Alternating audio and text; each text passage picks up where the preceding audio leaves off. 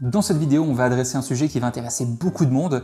Comment passer d'une grosse feignasse sur un canapé à quelqu'un qui se considère comme un coureur régulier, et tout ça sans mourir d'ennui. Moi, j'ai absolument toujours détesté la course à pied. Ça prend du temps, on souffre. En plus, moi, je suis gros, ce qui fait que je souffre d'autant plus pendant la course à pied. Cependant, l'année dernière, je me blesse à la salle de sport, et vu que je m'ennuie tellement et que je suis pas blessé sur le bas du corps, je décide de me mettre à la course à pied. Au début, j'ai absolument souffert. Je me suis inscrit à une course, notamment un 10 km, que j'ai fait la première fois en 1h06, en souffrant, avec une blessure à la jambe à la fin, en cadeau final. Quelques mois plus tard, j'ai fini par courir ces mêmes 10 km en 47 minutes, ce qui est vraiment pas mal, surtout en considérant que je suis toujours gros. Et je vais te partager dans cette vidéo les astuces qui m'ont permis de passer de cette personne feignasse sur un canapé qui déteste absolument la course à quelqu'un qui apprécie ça et qui fait des temps vraiment sympas. On va commencer à parler équipement. Toi qui t'y connais pas beaucoup, tu vas sûrement penser qu'il faut simplement un t-shirt, un short, une paire de chaussures. Exactement, c'est pas plus compliqué que ça. Si tu as ces trois éléments, tu es capable de courir. Cependant, il y a des petites astuces. Les t-shirts, si jamais tu dois acheter quelque chose de nouveau, je te conseille quelque chose qui est fait en matière plastique, quelque chose qui va être respirable. Si jamais tu cours dans un t-shirt en coton, ça va le faire, il n'y aura pas de problème. Malheureusement, si tu transpires un peu, cette transpiration, elle va être absorbée par le coton et avoir du mal à s'évaporer. C'est un petit peu désagréable, ça pose pas de problème pour commencer.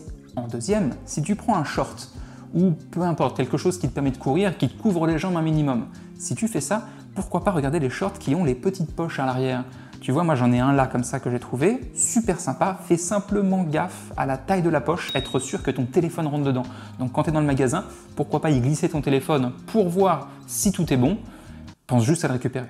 Si jamais tu es comme moi, tu aimes beaucoup dépenser de l'argent inutilement dans des accessoires très sympas, pourquoi pas dépenser cet argent dans les chaussures? C'est ça qui va le plus compter par rapport à tout le reste, parce que l'amorti de tes chaussures, notamment si tu es gros comme moi, est très important. Ce que je te conseille, encore une fois, si tu as de l'argent que tu veux dépenser là-dedans, d'aller dans une boutique spécialisée, de poser les questions à quelqu'un qui s'y connaît de manière très précise et qui va pouvoir te donner la chaussure qu'il te faut pour éviter de te blesser. Petit point supplémentaire que je donnerai quand même comme ça, pour les sous-vêtements très importants. Pour le bas, je te conseille d'avoir quelque chose de vraiment très serré. Pourquoi serré? Principalement pour éviter l'effet de frottement. Lorsque les cuisses se touchent et frottent, au bout d'un moment, quand tu fais ça pendant longtemps, c'est vraiment pas terrible. Autrement, un sous-vêtement qui serait en coton, encore une fois, va absorber l'humidité, donc la transpiration. Et là, j'aime autant dire que l'effet de frottement, il est multiplié par 100 et tu vas vraiment regretter. Donc, je te conseille d'en avoir un quand même disponible au cas où. Si tu es une femme, le même principe s'applique pour les soutiens-gorge. Tu veux aussi avoir un bon maintien parce que malheureusement, en courant, les secousses ne sont vraiment pas appréciables. En deuxième point, quelque chose qui est très important, peut-être le plus important, ce qui m'a aidé le plus pour atteindre le temps que je fais maintenant. Simplement s'entraîner de manière intelligente. Qu'est-ce que ça veut dire? Déjà, lorsque tu fais tes kilomètres dans la semaine, tu vas avoir envie d'aller vite parce qu'on n'est pas là pour rigoler, on court. Non, ce que tu veux, c'est courir le plus lentement possible. Tu peux avoir ici ou là une session où tu vas un petit peu plus vite pour pousser ton cœur et entraîner cette partie de l'entraînement, mais notamment si tu es gros, ce que je te recommande, c'est de courir le plus souvent possible, très lentement. Parce que lorsque tu vas faire ça, tu vas entraîner ton corps à encaisser tous ces chocs que tu vas te prendre. Parce qu'il ne faut pas oublier qu'à chaque pas, tu as les deux pieds qui décollent du sol et tu redescends sur un seul pied. Et ce pied, là, toute cette jambe, elle encaisse tout ton poids. Donc, ce que tu veux, c'est entraîner tes tendons, entraîner tes muscles à pouvoir encaisser ce choc. Ça te paraît pas grand-chose parce que c'est rien si tu le fais une fois de temps en temps, mais si tu commences à t'entraîner 1, 2, 3 fois par semaine, voire plus, si tu fais ça, tu vas voir que tout doucement, tu vas avoir du mal à récupérer si tu vas trop vite à chaque fois. Donc prends ton temps, fais-le non pas lentement parce que lentement c'est trop rapide, fais-le très lentement, beaucoup trop lentement. Et au fur et à mesure que tu vois que tout va bien, tu augmentes un petit peu la cadence en sachant que la majorité de tes séances devront toujours être lentes. Et lorsque tu vois un beau gosse, gazelle élancé, comme ça, qui se balade dans la nature à côté de toi et qui te trace complètement, l'ego, tu le prends dans la poche parce que nous, ce qui nous intéresse, c'est de devenir bon. Et pour devenir bon, on a besoin de ne pas se blesser.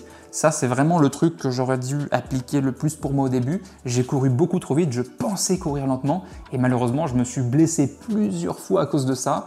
Et je te recommande vraiment de ne pas faire les mêmes erreurs que moi. En dernier lieu, on va parler d'échauffement. L'échauffement, mais aussi l'étirement. Pourquoi? Je pense que c'est assez évident, je ne veux pas te refaire tout le topo, si tu as fait une fois du sport dans ta vie, tu sais que c'est très important. Malheureusement, c'est très simple de partir en courant, c'est pas grand chose, je le fais même moi de temps en temps et vraiment je devrais pas, mais depuis que je me suis échauffé et étiré ensuite de manière beaucoup plus assidue, j'ai ma quantité de blessures qui a vraiment diminué et donc je te recommande de le faire le plus possible. Je sais qu'on ne le fait pas à chaque fois, mais fais-le le plus souvent possible parce que vraiment tu vas pas regretter dans la durée. D'ailleurs, je me dis que si ça t'intéresse, je pourrais te faire une petite vidéo sur les meilleurs étirements et échauffements que j'ai mis en place, ceux qui m'ont permis d'éviter de me blesser. Si ça t'intéresse, n'hésite pas à t'abonner, comme ça YouTube saura que tu veux voir cette prochaine vidéo et il te la montrera. En dernier point, comment faire pour que courir soit moins chiant? Parce que honnêtement, j'ai fait pas mal de sport dans ma vie, je trouve que courir c'est de loin le sport le plus chiant. Et pourtant j'ai fait de la musculation, hein, on va pas se mentir, bouger des machins comme ça, c'est pas non plus super excitant, mais la course, c'est vraiment encore un autre niveau. Premièrement, je te conseille de ne pas courir sur un tapis de course. Je comprends, hein, ça donne envie. Aussi, quand il pleut, vraiment, on n'a pas envie d'aller courir dehors, donc pourquoi pas à la limite ces jours-là. Mais je te promets que courir en extérieur, si tu as la moindre verdure ici ou là, c'est super sympa, beaucoup plus motivant et tu vas avoir envie de le faire plus souvent. Ensuite, moi de mon côté, j'ai repéré deux types de coureurs. Tu me diras si tu en as plus, moi j'en ai repéré deux. Le premier, c'est celui qui aime l'entraînement rigoureux, militaire, carré. Cette personne-là, ce que je lui recommande, en premier lieu, c'est de trouver un plan d'entraînement sur Internet. Franchement, vise bas. Si jamais on te propose débutant, intermédiaire ou avancé, je les connais les militaires, ils vont tous vouloir commencer, débuter par l'intermédiaire. Non. Non. Franchement, fais pas ça. Sauf si vraiment tu as un physique super propre, que tu fais beaucoup de sport à côté, que tu penses que tu es taillé pour la course. Si jamais tu es comme moi, que tu vires plutôt sur le gros, prends ton temps.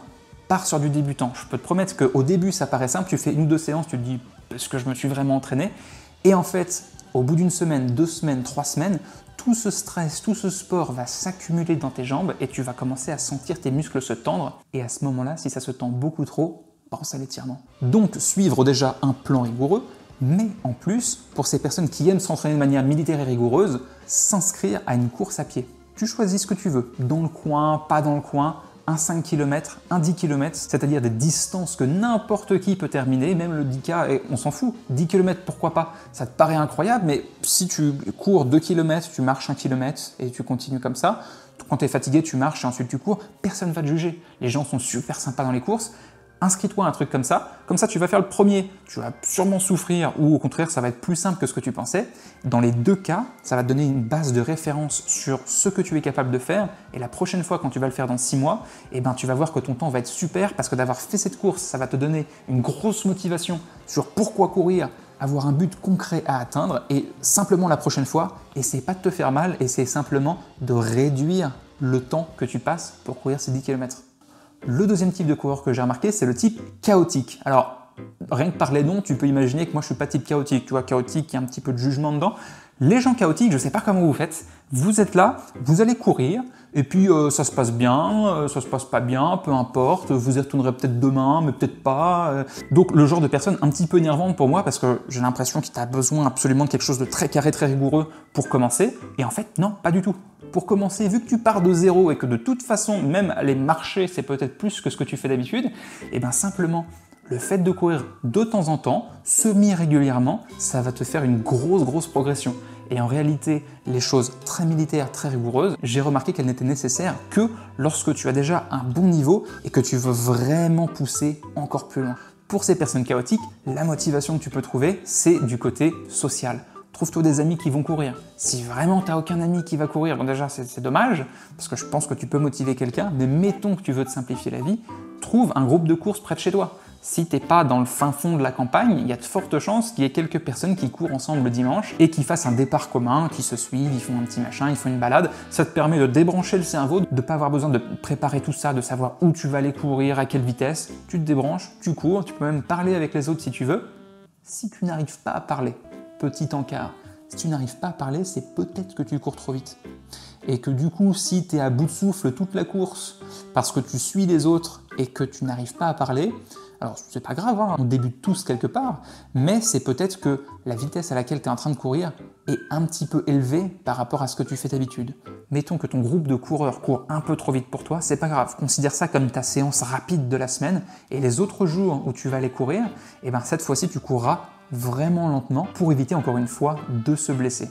Ce que tu peux faire, si tu n'as pas d'amis, si tu n'as personne autour de toi, ou si tu n'as pas du tout envie de t'entraîner avec des gens, mais que tu veux quand même bénéficier du côté social de la course, parce que je trouve que c'est un des trucs les plus sympas en course, c'est que tu as tellement de gens qui courent, là ce que tu peux faire, c'est télécharger une application. Moi j'utilise Strava, c'est très simple, il y en a 50 autres, elles font toutes la même chose. Ce que tu peux faire avec cette application, c'est simplement la lancer lorsque tu vas courir.